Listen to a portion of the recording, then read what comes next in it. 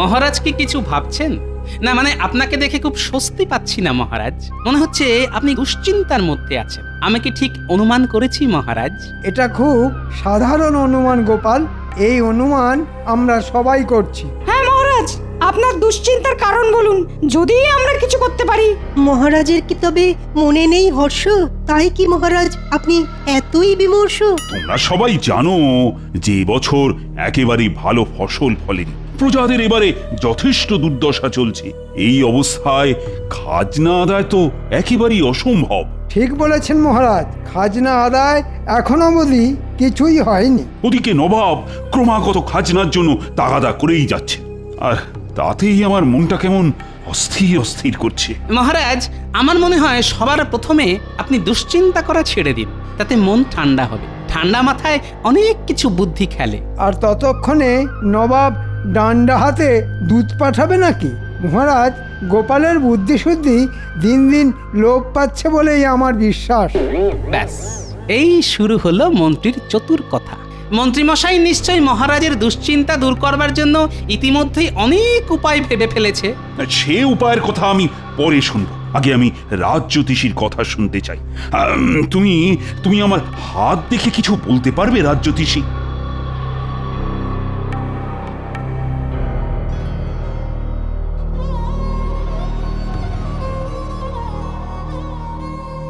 মহারাজ, আপনার হাত দেখে যা বুঝলাম তা হলো একটা অশুভ প্রভাব ছিল বটে। অশুভ?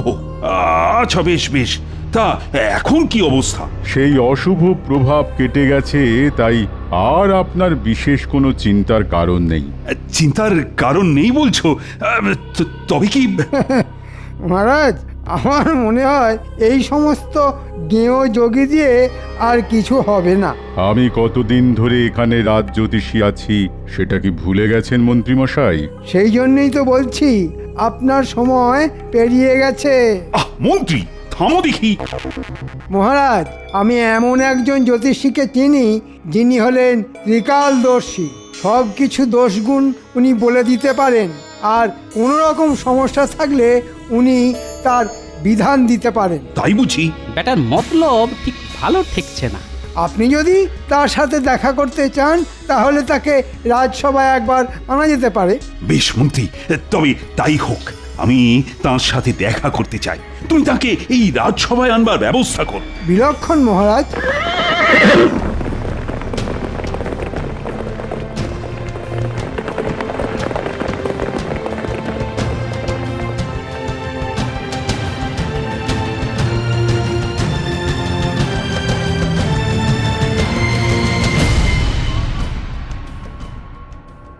মহারাজের জয়। হ্যাঁ, নবাবের দূত। দেখেছেন মহারাজ, জ্যোতিষী বলল যে আপনার অশুভ প্রভাব কেটে গেছে, অথচ দেখুন নবাবের দূত এসেছে। কি সংবাদ এনেছো দূত? আমার হাত দিয়ে নবাব একটি পত্র পাঠিয়েছেন। কই দেখি পত্র।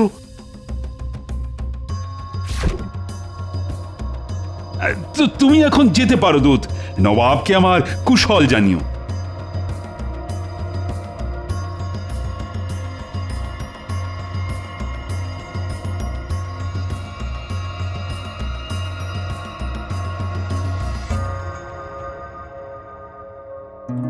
মন্ত্রী, এই পত্রে যা লেখা সেটা তুমি সবাইকে পড়ে শোনাও। পত্রে লেখা আছে, নবাব আগামী সপ্তাহ শেষে এবছরের সেরা আবিষ্কারের জন্য উদ্ভাবনীশ্রী পুরস্কার স্বর্ণ স্মারক দেবেন। সাধু সাধু সাধু। যে রাজ্য সেরা হবে পুরস্কারের সঙ্গে সঙ্গে তাদের সমস্ত খাজনাও মুকুব করা হবে। বাকি রাজ্যগুলির খাজনা দ্বিগুণ করা হবে। আবিষ্কারের বিষয়বস্তু এই সপ্তাহের মধ্যে নবাবকে জানাতে হবে। শুনলে তো সবাই, আমি না বড়ই অসহায় বোধ করছি। সবাইকেই ভাবতে হবে আবিষ্কার বলে সবকিছুর দায় বিজ্ঞানীর, আর বাকিরা নাকে তেল দিয়ে ঘুমোবে। এমনটা কিন্তু চলবে না। বুড়ো রাজা এবার সত্যি সত্যি বিপদে পড়েছে। দেখি এই সুযোগে কিছু কামিয়ে নেওয়া যায় নাকি।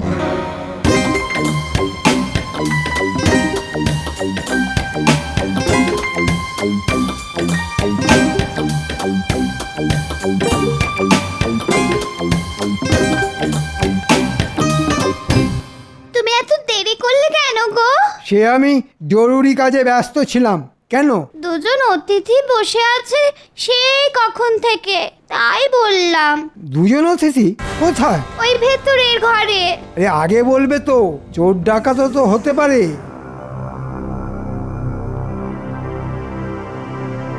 আপনারা কারা ঠিক চিনতে পারলাম না তো। আমি খাম্বাজ রাজ্য থেকে আর ইনি বর্ধমান রাজ্য থেকে এসেছি। আমরা খুব বিপদে পড়েই এসেছি। একমাত্র আপনি পারেন আমাদের বিপদ থেকে উদ্ধার করতে। সেটা কিরকম? আগে ওই আমাদের দেশে ওই আপনার কৃষ্ণনগরের মতো বিজ্ঞানী নেই, তাই নবাবের শর্ত রাখবার জন্য আমাদের কিছু আবিষ্কার করে দিতেই হবে। হ্যাঁ, আমরা নিশ্চিত সেই আবিষ্কার পুরস্কার পাবেই। এতে আমার লাভ? এতে আমরা আপনাকে 5,000 মোহর দেব। এ তো দারুণ দাম। শুধু 5,000 মোহর? আপনি বলুন না আর কি চান। বিজয়ী হলে আমাকে মোহরের সাথে 50 একর জমি দিতে হবে। বলুন, রাজি? আমরা রাজি। আপনি মোহরের সাথে জমিও পাবেন। ঠিক আছে, এখন আপনারা চলে যান। কেউ যেন আমাদের সাক্ষাতের কথা জানতে না পারে। আপনি কোনো চিন্তা করবেন না, শুধু আমাদের এই বিপদ থেকে উদ্ধার করুন।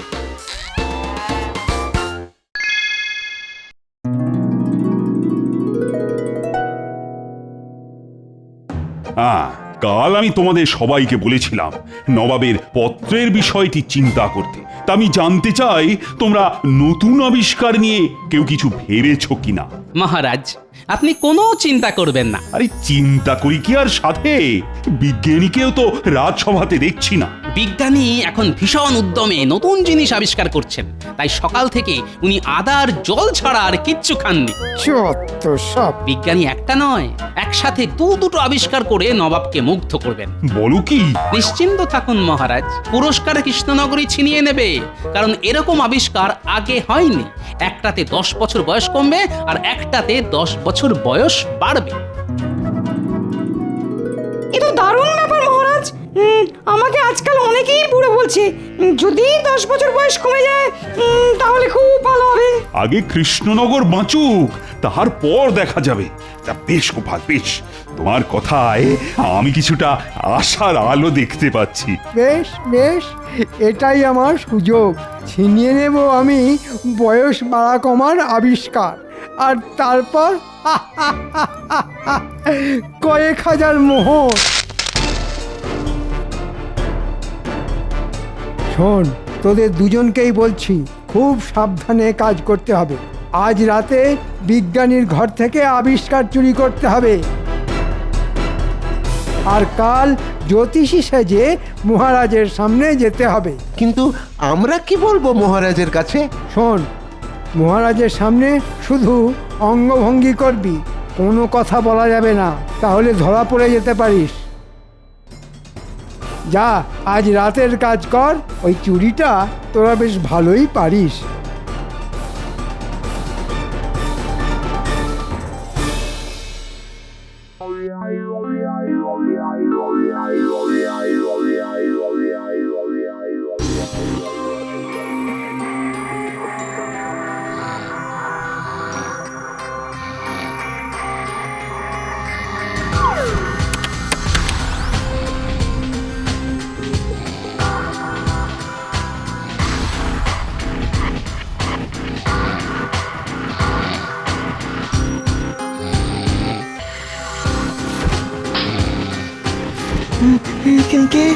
কে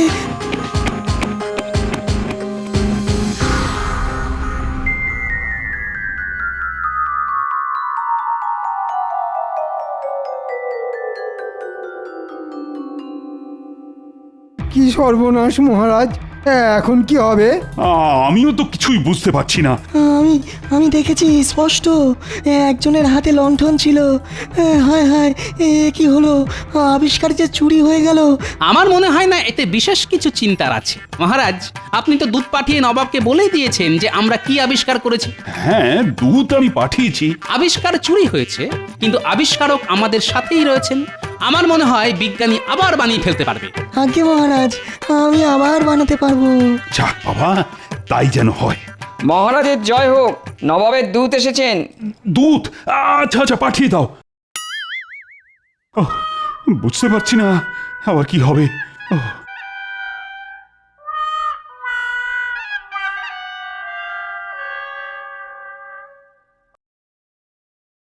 মহারাজ, নবাব বলে পাঠিয়েছেন যে কৃষ্ণনগর যে আবিষ্কারের কথা বলে পাঠিয়েছে সেটা ইতিমধ্যেই খাম্বাজ আর বর্ধমান রাজ জানিয়েছে। তাই কৃষ্ণনগরকে নতুন কিছু আবিষ্কার করে আনতে হবে। সে কি? বেশ বেশ, তাই হবে তাই হবে। তুমি এখন যেতে পারো। হ্যাঁ।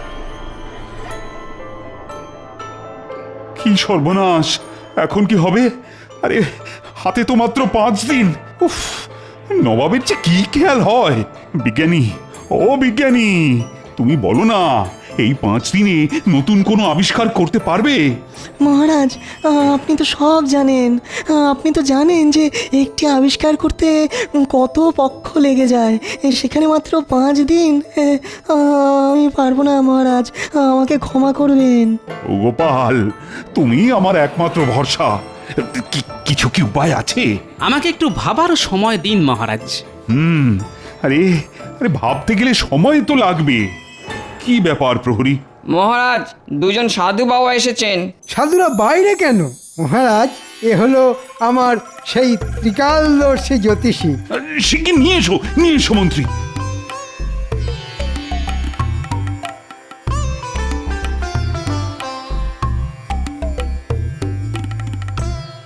মহারাজ, এনারা দুজনেই হলেন সেই ত্রিকালদর্শী জ্যোতিষী মৌনব্রতী বাবা। মুখে কিছু বলেন না, সবই ইঙ্গিতে বোঝান, তবে গণনা নির্ভুল। কিরকম যেন গন্ডগোল লাগছে, এদের দেখে চেনা চেনাও লাগছে। যাই হোক দেখি। হে ত্রিকালদর্শী জ্যোতিষীগণ, আমাদের রাজ্য আর মহারাজ এখন ঘোর সংকটে। আপনারা গণনা শুরু করুন। আপনারা আকার ইঙ্গিতে যা বলবেন আমি সব বুঝিয়ে দেব।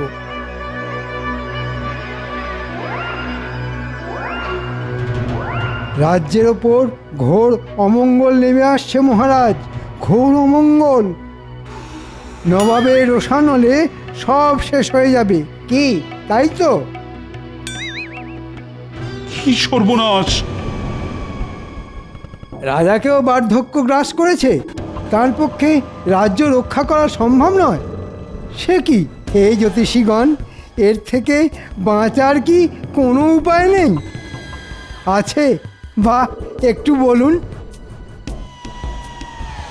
উপায় একটা আছে মহারাজ। এই অমঙ্গল কাটাতে এই রাজ্যের থেকে কিছু যাগযজ্ঞ করতে হবে, আর তার জন্য কিছু মোহর লাগবে। এখন মহারাজ, আপনি যদি সম্মতি দেন তবে। বেশ বেশ, আমি সম্মতি দিলাম। আমি খাজাঞ্চিকে এক্ষুনি বলছি যজ্ঞের জন্য প্রয়োজনীয় মোহর এই জ্যোতিষীদের দিতে। তার আগে আমি বলতে চাই, এরা কিন্তু আমার অতিথি, তাই আজ সবার জন্য ভোজনের আয়োজন করা হয়েছে। বাহ বাহ বাহ, ত্রিকালদর্শী সাধু বাবারা দেখছি মাছের মুড়ো খাওয়া বেশ ভালোই রপ্ত করেছে। কি ত্রিকালদর্শী সাধু বাবার দেখি নকল গোঁপ খুলে গেছে। বুঝেছি, রাজাকে বলে এক্ষুনি মন্ত্রীর কারসাজি ফাঁস করে দেওয়াটাকে ঠিক হবে? না, বলাটা ঠিক হবে না। রাজা নিজেই এখন নবাবের দুশ্চিন্তায় ডুবে আছে। মন্ত্রী মশাই, তোমার ত্রিকালদর্শী সাধু বাবার কিন্তু নকল গোঁপ খুলে গেছে। চুপি চুপি তোমাকে বললাম, আর কাউকে বলিনি।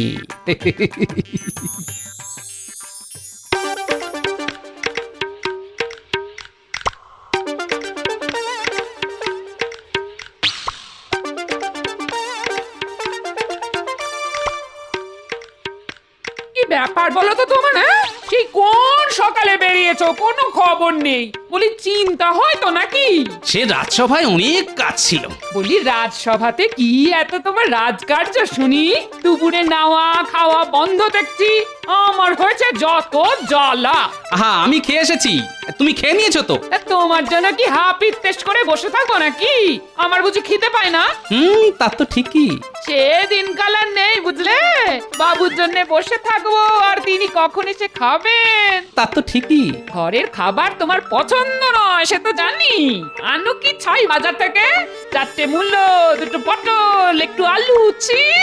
আর আর নিজে রাজবাড়িতে ভালো মন্দ খাবে। এই রাজা একটু খাতির করে খাওয়ালো আর কি। তোমার জন্যে আমার সারা দুপুর আজ অশান্তিতে কেটেছে। হ্যাঁ, আমিও কি চাই খুব শান্তিতে আছি? আমারও অনেক চিন্তা, অনেক কাজ, বুঝলে? তোমার কাজ কি আমি জানি, বেশ জানি। আমাকে বেশি বোঝাতে এসো না, করো তো রঙ্গরসিকতা, বলে কি না অনেক কাজ। গিন্নি, এখন আমার মাথা খেও না তো, বলছি তো অনেক কাজ। তা তো ঠিকই, আমার কথা এখন তোমার মাথা খাচ্ছে। পরিষ্কার বলে দিচ্ছি, আমিও একজন মানুষ। হ্যাঁ, তুমি যে একজন মানুষ সেটা আমি জানি। এখন চুপ করো দেখি। কেন চুপ করব? কেন চুপ করব? আমারও বয়স হচ্ছে। আমি কি কাঠ পাথরের পুতুল যে সব দিন একই থাকবো?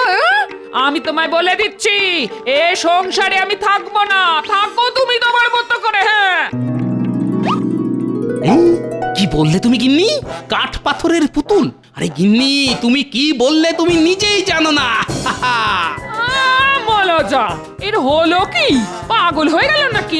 আমি এক্ষুনি আসছি গিন্নি, এক্ষুনি আসছি। উমাগো, হলো কি? এই কোথায় যাচ্ছ?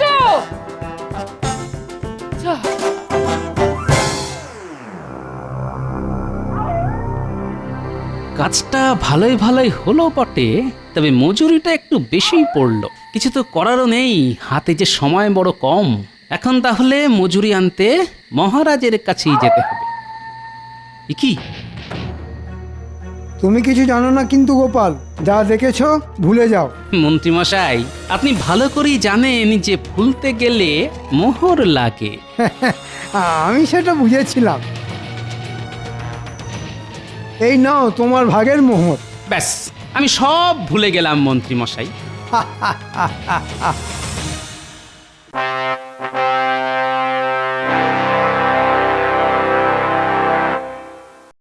মহারাজ, ওই সাধুদের আনতে কি আপনি বলেছিলেন? হ্যাঁ গোপাল, ওরা ত্রিকালদর্শী যে। আজকে আমাদের প্রথম পরীক্ষা খামবাজ রাজ্যের জন্য, সেটা হলো বয়স বাড়ার ওষুধ। বেশ, শুরু হোক। এই সেই ওষুধ যা খেলে বয়স 10 বছর বেড়ে যাবে। উজির, তুমি ওই ওষুধ খেয়ে নাও। নবাবের যা হুকুম।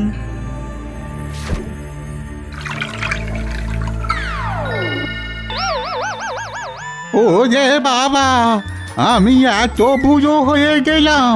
10 বছরে আমি যে ভীষণ বুড়ো হয়ে গেলাম নবাব বাহাদুর। বাহ, চমৎকার আবিষ্কার, চমৎকার আবিষ্কার। নবাব বাহাদুর হুকুম করুন পরের আবিষ্কারের জন্য। এই সেই ওষুধ যা খেলে বয়স ওই 10 বছর কমে যাবে। বেশ, উজির, ওষুধ খাও।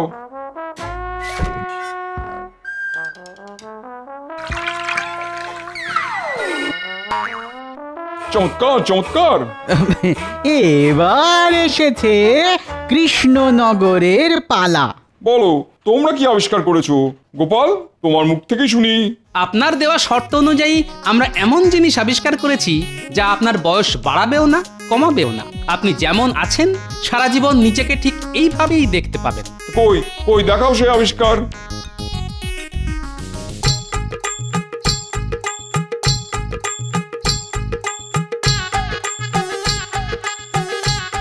কি, এ তো আমার মূর্তি। ঠিকই নবাব বাহাদুর, এই মূর্তিতে আজ যেমন দেখছেন নিজেকে, 5 বছর পর, এমনকি 50 বছর পরও নিজেকে ঠিক একইভাবে দেখবেন। দারুণ, দারুণ, সত্যি সেরা আবিষ্কার গোপাল। পুরস্কার তুমিই পাবে, সেই সঙ্গে কৃষ্ণনগরের খাজনাও মুকুব।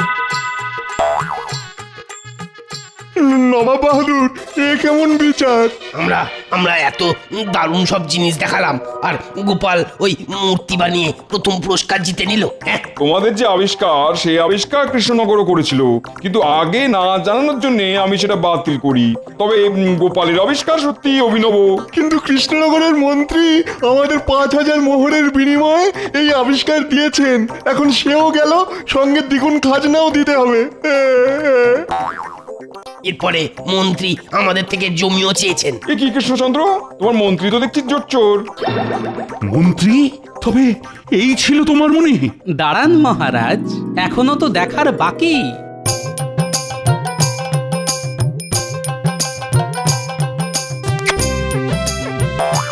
কি ত্রিকালদর্শী জ্যোতিষী আসলে বটা ঘটা? আমার রাজত্বের রাজ্যে এমন ধান্দাবাজ মন্ত্রী আছে, আমি একে শাস্তি দেবো। হ্যাঁ তাই দিন নবাব, সঙ্গেই বটা ঘটাকেও। আমি নির্দেশ দিচ্ছি 1 মাসের জন্য মন্ত্রী সহ বটা ঘটাকে বন্দি করতে। আমাকে বাঁচান মহারাজ, আমার খুব ভুল হয়ে গেছে, আপনার পায়ে পড়ি, আমাকে বাঁচান মহারাজ। না না, কোনো মুক্তি নেই। 1 মাস ধরে পচে মরো গারদে, আর এটাই তোমার শাস্তি। মরে যাব মহারাজ, একেবারে মরে যাব, মরে যাব মহারাজ, একেবারে মরে যাব। মহারাজ, এই নিন মোহর। আপনার মন্ত্রী আমার মুখ বন্ধ রাখার জন্য আমাকে উপঢৌকন দিয়েছিল। মূর্তি বানাতে একটু শুধু খরচা হয়েছে মহারাজ। ওটা আমি আবার তোমাকে দিচ্ছি গোপাল, পুরস্কার হিসেবে।